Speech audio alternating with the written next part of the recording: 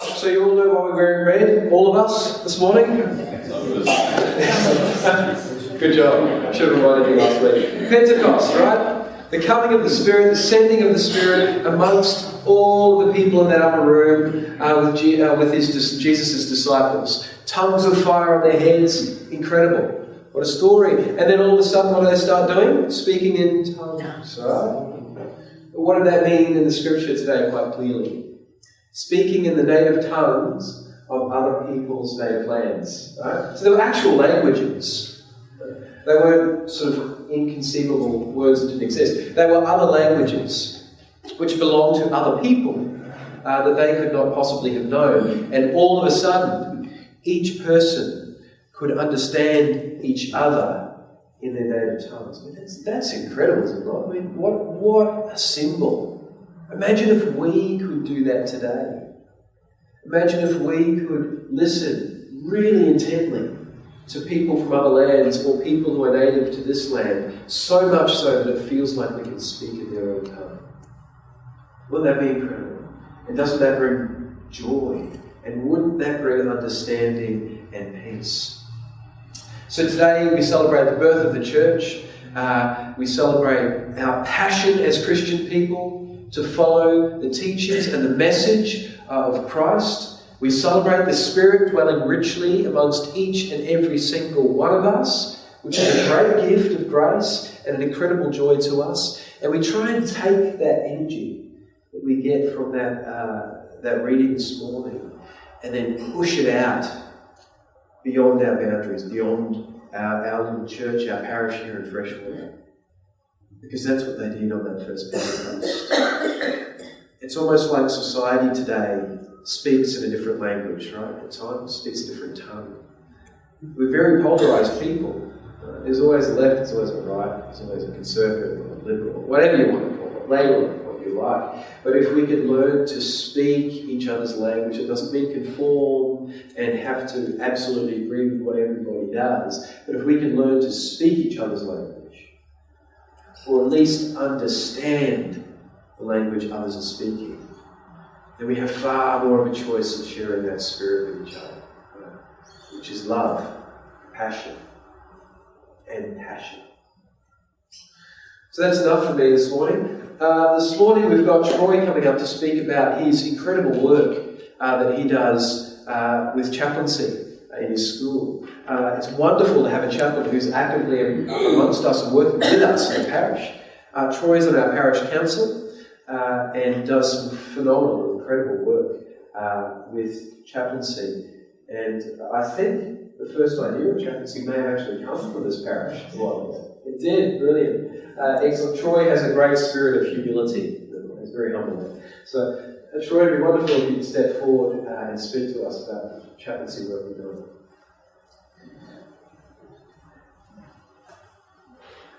Good morning, everybody. Good morning. Firstly, I'd like to thank Craig for giving me this opportunity to speak to you about something that's very close to my heart. It's good to be part of a church that values their young people, because Pope Francis reminded us just recently, children are part of not only the future of the church, but they're actually part of the church. So that's a very good thing to see in this church. For those that don't know me, I'm Troy Judas. I'm school chaplain at Beecham State School. Been there for 11 years. So it's quite a long stint. And I've worked with children most of my working life in various ways. I've been in Cath Ed. I've worked there as a teacher's aide in prep. I've also worked with early childhood, been trained in early childhood. Was a group leader there, both in kindy and prep. And before I did chaplaincy, I did before and after school care with Sesame Lane. I'm sure some of you would know Sesame Lane. It's a local childcare. It was W.C. Fields that actually said that never work with children around us. I have found children to be quite delightful to work with. I enjoy them very much, particularly the younger children, because they have that magic about them. Everything's magical. It's a shame that we say, no, don't touch that, don't do this. I think that we could learn a lot from children just with that view about their life and the world and the people around them. Mum's always said to me, look, you need to write a book about the funniest things that happened to me when I worked all those years. And I'd like to share one story with you. Unlike Clay, this is a genuine story.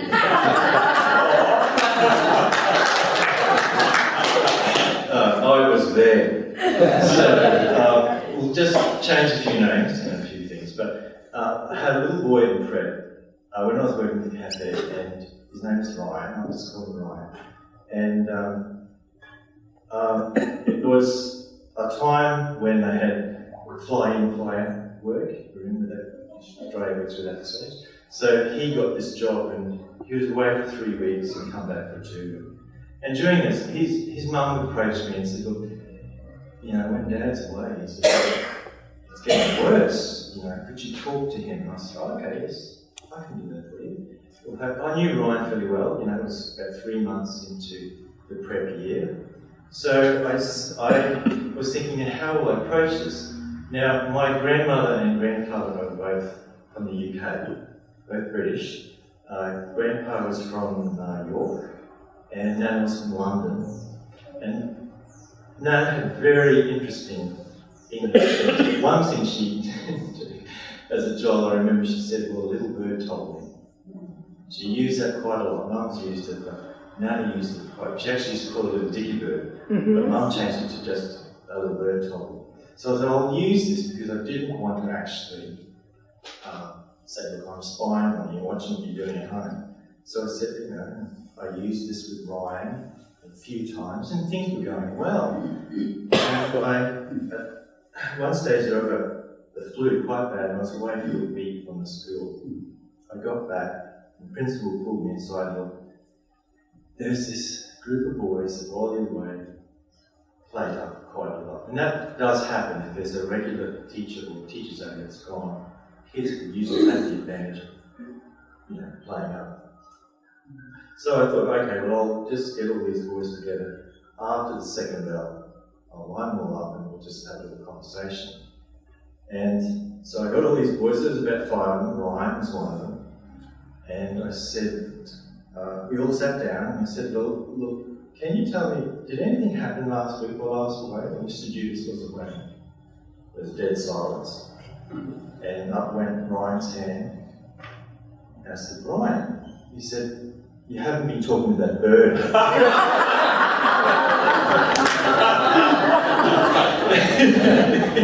Well, I had to control myself. Funny you should say that. so we'll move on. So I thought what I'd do is I'll give you a wider view of the school chaplaincy. A lot of people come to me and say, actually, what is it about? Because we've had 2 high court challenges, and people are wondering. So chaplaincy isn't something new. It's been around for about 25 years, long before the federal funding. So we have about 65% of Queensland schools have a chaplain. So that works out that we have 600 chaplains in this state. And 400,000 students have access to a chaplain. And that's a wondrous thing. Because chaplaincy, I find chaplaincy is not quite like counselling, it's not like therapy. It's sort of that supportive role, a listening ear, a caring presence, a place of grace that a child can come and just say what they want to say, tell you how they actually feel, and you know, and get to know them and get a rapport with them. I think that's quite valuable. I think even with our own relationships, within our marriages, with our children, with our grandchildren, with each other, that's an important thing. So I try and build on those things. Chaplaincy isn't a counselling service. It's not there to proselytise or evangelise or convert children. But as we go on, I'll speak more about that. Okay, so the next slide, Mona, thank you. Now, how did I arrive at Beach New State School? It's very interesting. Does anyone remember Hazel? Yes.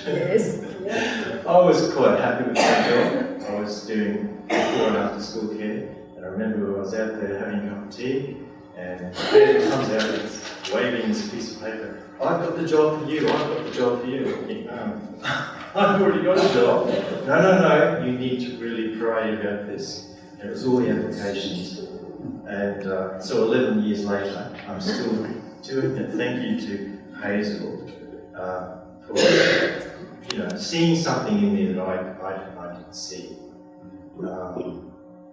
So when I started at Beachman State School, it was new. It was just the federal funding had just started. That was 2007. I started in October, and the school had never had a chaplain before.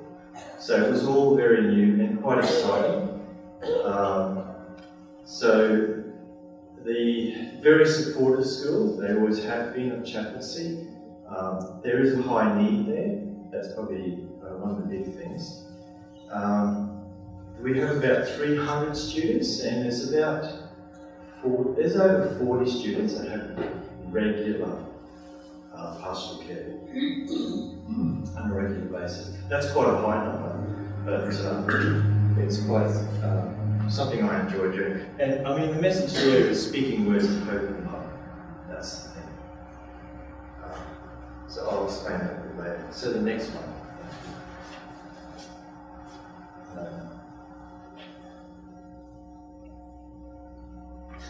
Not on my screen. Not there. Anyway, the next one was about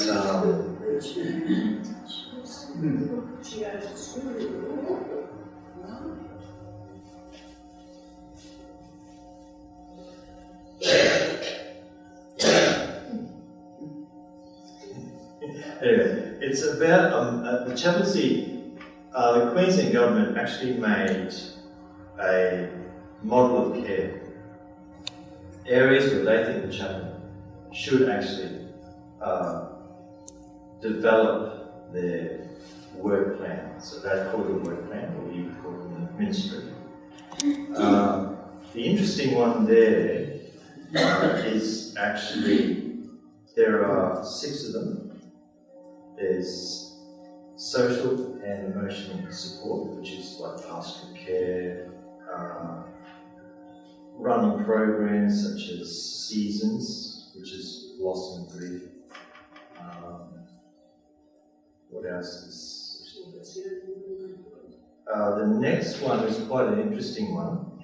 This is drawn up by the government. The next one, number 2, is spiritual support. Very interesting. After 2 High Court challenges, the government's actually saying, here we go. Number 2. Whoops. It's there as well. There we are. Okay. Number 2. You see spiritual support. Very interesting, isn't it? That a government would. Now, that doesn't mean that you're there to convert. You're there to support and encourage that young person in their understanding of their spirituality. All children usually have some form. It's usually from their parents, but they usually have an idea about their beliefs in that section. So you're there to support them in the exploration of that. So that's interesting. The next one is mentoring, which is just being there, showing students, this is the right behaviour, this is what the school expects, stuff like that. Being involved in the school, participating in school camps, getting out to actually be in the classroom. Community development, now that's a big one with chaplaincy. So at my school, in order to run the programs, such as we have a breakfast program, I have to get the community involved, so that includes the local bakery, the RSL, the Lions Club have helped, the local Uniting Church from Beachman has helped with that. And we have people from the Caboolture Baptist coming, there's a man and wife, and another lady that comes in. They run the breakfast program. So it's really, that's a big one, community development. Educational support is where you just go into the classroom and you start developing and supporting the educational environment within the school. And extracurricular activities. Well, that would be something like school camps, excursions, and also Caboolture run day camps. And there's a sporting one that I'm involved with. It's a 4-day camp that kids come on. There's also SU camps, which are bigger. They're quite Mapleton and all that type. There's canoeing and rafting and there's surfing and there's heaps of things that you can get involved in that one. So that's the model of care. So chaplaincy is not just a free-for-all, it's actually quite structured. The government has structured it in a way that, but it's also quite free because you've got all of them there. So you've got a lot to choose from to develop your chaplaincy. Okay, at Beachview. So a little bit about Beachview, what I do at Beachview. The big thing is pastoral care.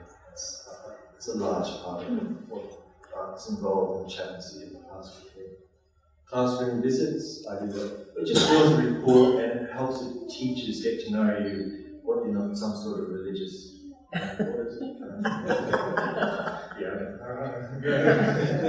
Nothing like that. We run a breakfast club on a Wednesday morning. As I would explain, that gives a lot of support from the community. Chappies Club. Chappies Club is on their first and second breaks. They can come. I try to get them into the actual room. I've been given a whole room, which has recently been renovated. Looks fantastic. I get them involved. Then they can do construction. They can do drawing. There's whiteboards galore that they can draw on. They can get creative, or they can use the lounges and sit quietly if they like. I like them to get involved in the room so they get to know me a little bit better. Day camps I've already discussed, usually run in Caboolture. There's another one coming up at the Baptist Church called The Stream. That runs for 3 days. Okay, next one. I love this quote. It means a lot to me. Good old Candace.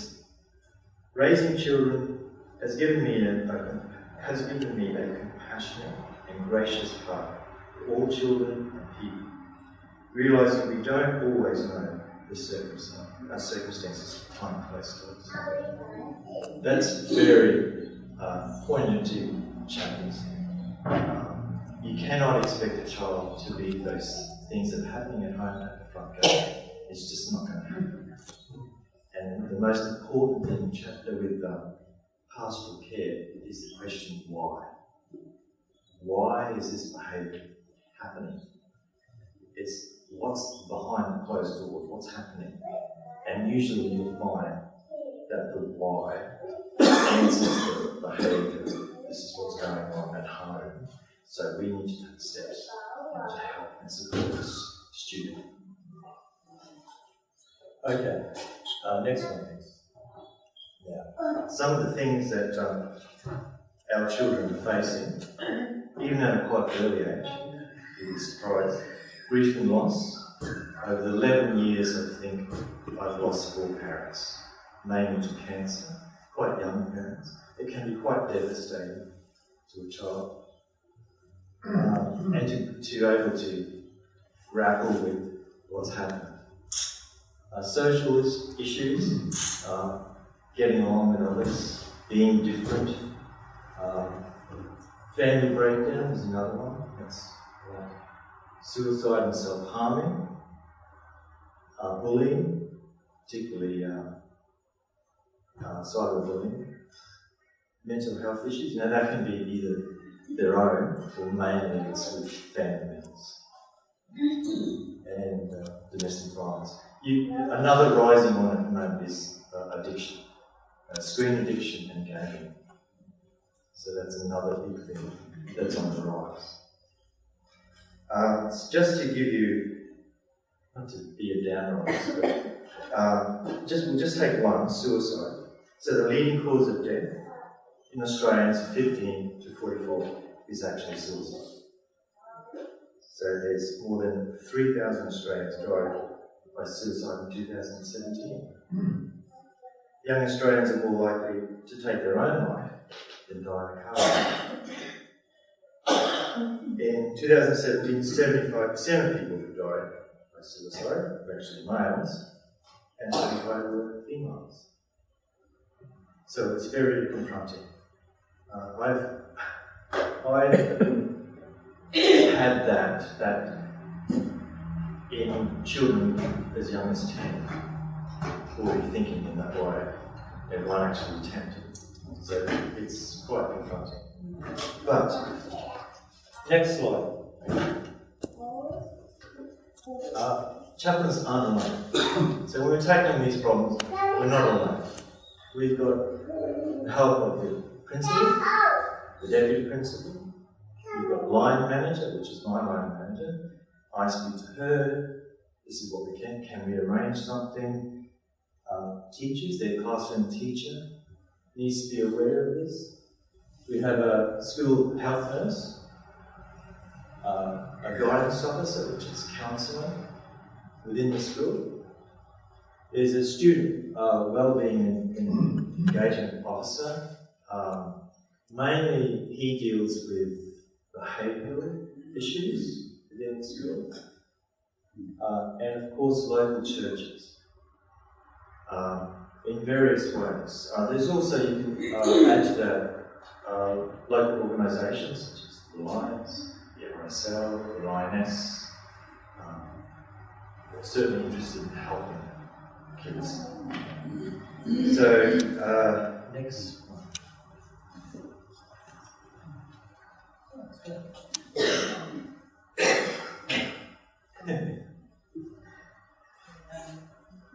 Okay, so we did wrong. As a young person, I made my Christian faith my own on a scripture union camp that was run in partnership with the local churches. Whether it's your involvement in chaplaincy in your local schools, or in breakfast programs, or in sporting programs, or perhaps life-changing camps, working with churches is at the very centre of what Scripture Union does. Chaplains are like the fence at the top of the hill instead of the ambulance at the bottom of the hill, dispensers of hope and direction for kids who just needed a little help in those delicate years. And to hear of the transformation of their lives makes chaplaincy a wonderful thing that I think local churches need to get behind. We're presently working with SU and we are supporting 3 chaplains. We are proud of them because they're all doing a great job. And so I guess that's what we really see chaplaincy being, an opportunity to let light shine in the darkness. To help feed the 1 in 5 kids who come to school on an empty stomach, many chaplains run brekkie clubs which rely on financial and physical support from church volunteers. There's a strong connection with our congregation and SU and chaplaincy in particular. There was some recognition that there were kids arriving at school that needed some support with breakfast, and so some might call in at the local shop, pick up a can of Coke or whatever, and that was their breakfast. And we just thought it was an opportunity for us to overcome those sorts of issues. And I think it's our role as a church. If you want to talk about the Great Commission, it's to go into the world. It's not to sit in your own little area or whatever. So we need to find opportunities to get into the community and to be the church. Another way Scripture Union is helping churches connect with their local communities is through Australia's great love of sport. I think sport can speak a language that everyone understands, particularly in Australian culture. Give me an hour playing sport with someone, I'll get to know them a lot more than I will over a cup of coffee or something like that. It just creates this field of opportunity in which we can express ourselves and our faith as well. Community Cup has been a really big part of Morona's connection with Scripture Union. It always creates such a good atmosphere amongst the church. I think it's important for Morona and Scripture Union to to partner together, because together we're stronger. And I think when we partner, we expand our ability to be able to reach people, we expand our community, and we expand our connections, therefore we're a lot more effective together. With the support of churches and over 1,000 volunteer camp leaders, Scripture Union runs over 100 camps every year. These continue to have a powerful impact on young people's lives, both now and into eternity. For me, 2007 was when my family separated, so it was a hard time. Everything was confusing, it felt like it was revolving. So walking into camp, I was carrying those emotions as well, feeling uncertain, not really sure what to expect. There was a lot of fear, apprehension, that not knowing what was going to come. But then, yeah, it was the best week of my life, being able to be surrounded by people that just love me and wanted to care for me. At the moment, I'm helping co-direct Mapleton Adventure Spring Camp. Spring Mapleton is really a place of hope. From seeing the quiet, timid kids walking in on the Monday morning to leaving as these kids that believe in themselves, that know that they can do something if they put their mind to it, and that they have people that actually care about them when they leave on that Friday. SU is bringing that light, whether it's camping or chaplaincy, and so I'm excited to see what my church can do with SU. It has been such a blessing to work with church communities like yours to bring hope to a young generation. We look forward to deepening that relationship and continuing to partner with your church into the future.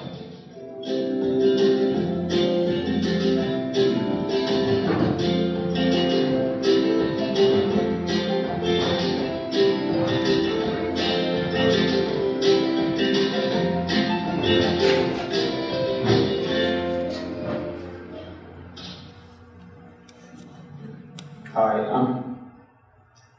Okay, so in serving one another, we can make a difference, particularly to young children's lives.